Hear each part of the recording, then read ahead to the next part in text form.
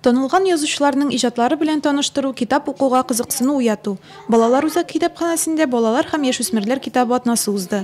Оештыручылар беренче мәктәпнең волонтерлары белән берлектә кызыклы конкурслар, викториналар үткәрде.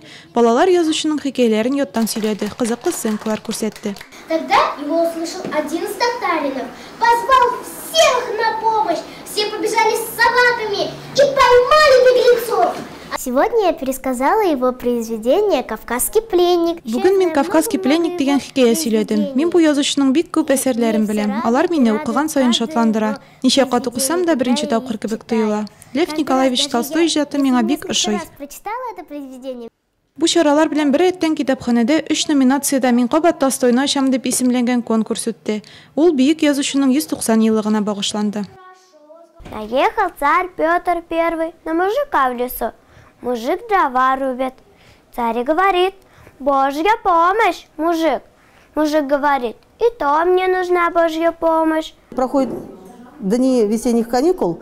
Язгы каникул көннәре бара. Үзәк китапханәдә көндә чаралар уздырыла. Бездә мин кабат Толстойны ачам дип исемләнгән республика конкурсының беренче сайлап алу туры узды. Толстойның әсәрләре күбезенчә мәсьәләләр сөйләнде. Конкурс бик кызыклы үтте.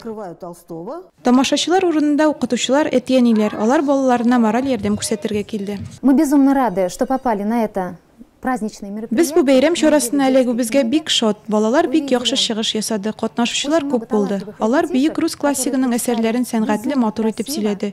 Бу язучының хикәяләре бик гыйбарәтле. Алар балаларны гадел, әхлаклы булырга өйрәтә.